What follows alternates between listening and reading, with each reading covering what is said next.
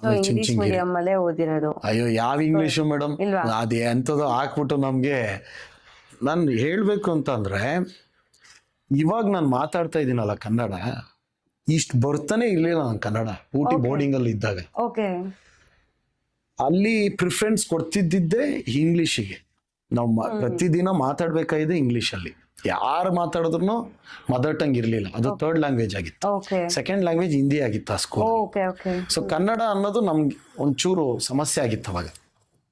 But ಹೇಳ್ಕೊಡೋರು, but ಅದೆಲ್ಲೋ ವಾರಕ್ಕೆ ಒಂದು class ಅಷ್ಟೇ ಇದ್ದಿದ್ದು, ಊಟಕ್ಕೆ ಒಂದು ಉಪ್ಪಿನಕಾಯಿ ಇದ್ದಂಗೆ. ಆ ಥರ ಇರ್ತಿತ್ತು ಅಲ್ಲಿ.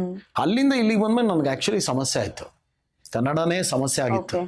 ಸ್ನೇಹಿತರುಗಳ ಜೊತೆ ಕನ್ನಡ ಮಾತಾಡೋಕೆ ಬರ್ತಿರ್ಲಿಲ್ಲ, ಮಧ್ಯದಲ್ಲಿ ಇಂಗ್ಲೀಷ್ ಮಾತಾಡಿವಿ. ಈಗ ಬಿಡಿ ಇಂಗ್ಲೀಷ್ ಇನ್ನೂ ವರ್ಷ ಆಗ್ಬಿಟ್ಟಿದೆ, ಬಟ್ಲರ್ ಇಂಗ್ಲೀಷ್ ಆಗೋಗ್ಬಿಟ್ಟಿದೆ. ಈಗ ಇಂಗ್ಲೀಷ್ ಬರೋದೇ ಇಲ್ಲ ನನಗೆ. ನನ್ನ ಮುಜುಗರ ಏನಿಲ್ಲ, ಇರೋದನ್ನ ಹೇಳ್ಕೊಳ್ತೀನಿ. ಕನ್ನಡನ ನೀವು ಹೆಂಗೆ ಮಾತಾಡ್ಬೇಕು ಹೇಳಿ ಹಂಗೆ ಮಾತಾಡ್ತೀನಿ.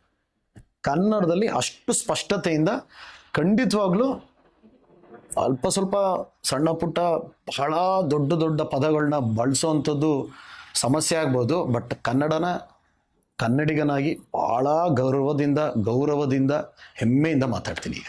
ಬಟ್ ನಂಗೆ ಈಗ ಇಂಗ್ಲೀಷ್ ಅಷ್ಟು ಬರಲ್ಲ. ಓಕೆ. ಅದಕ್ಕೆ ನಾನು ಸ್ಟಾರ್ಟಿಂಗ್ ಇಂಟ್ರೊಡಕ್ಷನ್ ಅಲ್ಲಿ ನಮ್ಮ ಹೆಮ್ಮೆಯ ಕನ್ನಡಿಗ ಅಂತ, ಬಿಕಾಸ್ ನೀವು ತಮಿಳು, ತೆಲುಗು, ಹಿಂದಿ ಎಲ್ಲಾ ಕಡೆನೂ ಆಕ್ಟ್ ಮಾಡ್ತಿರ್ತೀರಾ ಇವಾಗ. ಸೊ ಅಲ್ಲೂ ಬೇರೆ ಬೇರೆ ಲ್ಯಾಂಗ್ವೇಜಸ್ ಎಲ್ಲ ಬ್ಯಾಲೆನ್ಸ್ ಬರ್ಬೇಕಾಗುತ್ತೆ. ಆದ್ರೂ ನೀವು ನಾನ್ ನೋಡಿರೋ ಪ್ರಕಾರ ಮ್ಯಾಕ್ಸಿಮಮ್ ಟೈಮ್ಸ್ ಕಂಪ್ಲೀಟ್ ಕನ್ನಡದಲ್ಲೇ ಮಾತಾಡ್ತಿರ್ತೀರಾ. ನನಗೆ ಅಣ್ಣವರ ಇದು ನಂಗೆ ಬಹಳ ಇಷ್ಟ, ಅವರ ದಾರಿ ಇದೆಯಲ್ಲ ಬಹಳ ಇಷ್ಟ. ಅವ್ರು ಮಾತಾಡೋದು ಹೌದೌದು ಹಂಗಿರುತ್ತೆ ಪದ, ಪ್ರೊನೌನ್ಸಿಯೇಷನ್. ನೀವು ಹೇಳಿದ್ದು ಬಹಳ ಚೆನ್ನಾಗಿದೆ, ಹೌದೌದು ಈ ತರ ಇರುತ್ತೆ. ನಾನು ಅದನ್ನ ಪಾಲಿಸ್ತಾ ಇದ್ದೀನಿ ಅಷ್ಟೇ. ಸೂಪರ್. ನಮ್ಮ ಭಾಷೆನೇ ನಾವು ಕರೆಕ್ಟಾಗಿ ಮಾತಾಡ್ಲಿಲ್ಲ ಅಂದ್ರೆ ಇನ್ ಯಾವ ಭಾಷೆ ಎಷ್ಟು ಮಾತಾಡಿದ್ರೆ ಏನ್ ಪ್ರಯೋಜನ? ಖಂಡಿತ.